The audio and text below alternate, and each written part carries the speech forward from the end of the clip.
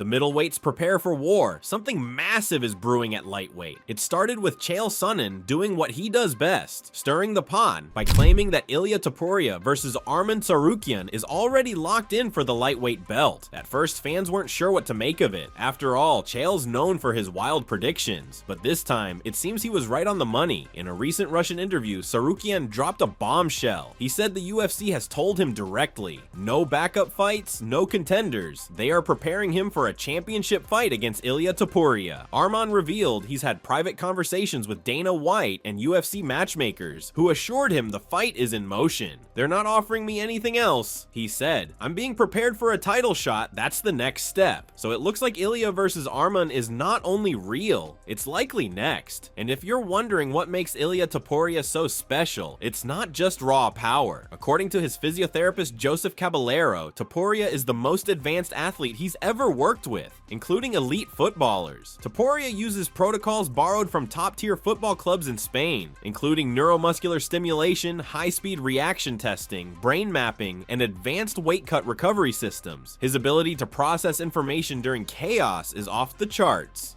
Caballero said Topuria's brain-body reaction time is the best he's recorded in over a decade. And here's where it gets terrifying. Now, Caballero said Ilia doesn't just evolve fight to fight, he evolves week to week. His team is constantly upgrading methods just to match his learning curve. Every movement, every strike, every adjustment. It's measured, analyzed, and optimized. Even Ilia's jump to lightweight was done with surgical precision. He added power, gained muscle, and kept all his speed. And to this day, he's never suffered a major injury. Why? Because they treat him as if he's already injured. With constant preventative maintenance, elite rehab techniques, and cutting-edge equipment most fighters don't even know exist. Khamzat Chimaev, the undefeated middleweight monster, is preparing for the biggest fight of his career at UFC 319 against Dricus du Plessis. But recent comments from his close training partner Arman Tsarukyan have fans a little worried. Chimaev has been under fire for his cardio ever since his war with Gilbert Burns exposed some late-round gas tank issues. In response, he's gone all in to fix it, maybe too far in.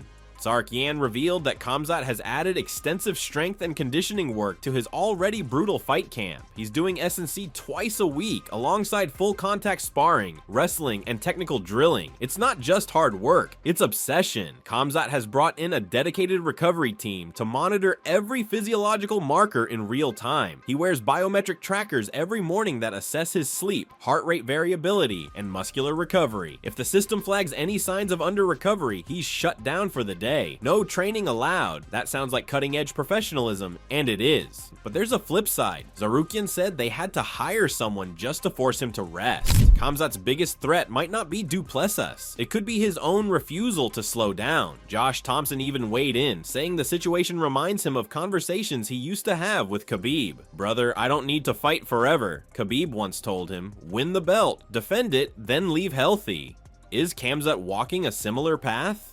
Thomson brought up another interesting angle, the possibility of Chimaev walking away early. He recalled recent comments from Kai Kara France, who said he wouldn't be surprised if a fighter wins a title and retires right there in the cage. With how hard Chimaev pushes himself, how much his body endures, and the intensity of his preparation, don't be shocked if he views this upcoming fight as his peak moment. Whether he wins or loses, it might be his last hurrah at full capacity. That's not confirmed, but insiders are beginning to whisper. Meanwhile, Dricus du Plessis has also been making waves in the media. Despite Adesanya's current slump, DDP called him the toughest, most technical opponent he's ever faced. He admitted he studied Izzy's style for years and entered their fight genuinely nervous, something he rarely experiences. Adesanya, despite his 3-fight losing streak, still commands respect among the elite. Du Plessis made it clear that while fighters like Brad Tavares and Sean Strickland brought raw toughness, it was Izzy's unpredictability and timing that made him the most dangerous. Preparing for a war with Chimaev, I will not stay down. But Dricus isn't looking back anymore. He's locked in on Khamzat Chimaev, and he knows exactly what's coming. Relentless takedowns, cage pressure, and ground mauling. But he's not intimidated. DDP has gone on record saying he expects to be taken down.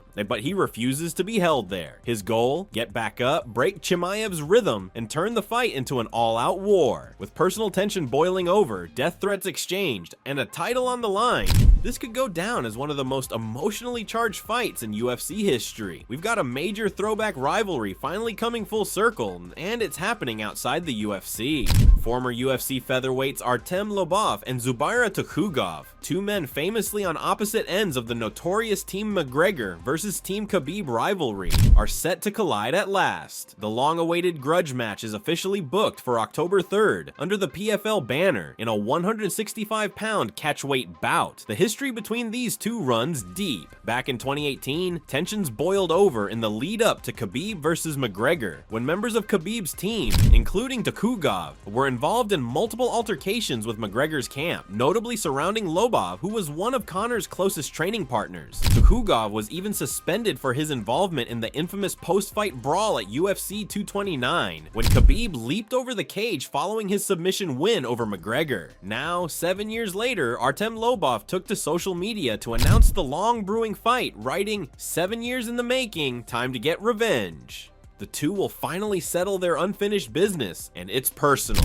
But unlike the old days, Lobov won't have Conor McGregor in his corner for this one. The former teammates are now entangled in a legal dispute, with Lobov suing McGregor over money he claims he's owed from the Proper No. 12 whiskey sale. Lobov alleges he helped develop the brand and was promised a cut of the profits when it sold, a deal that reportedly netted McGregor hundreds of millions. The falling out has been very public, and it adds another layer to Lobov's mindset heading into this fight. No longer backed by the McGregor war camp, Lobov now enters as a solo force with something to prove, both inside and outside the cage.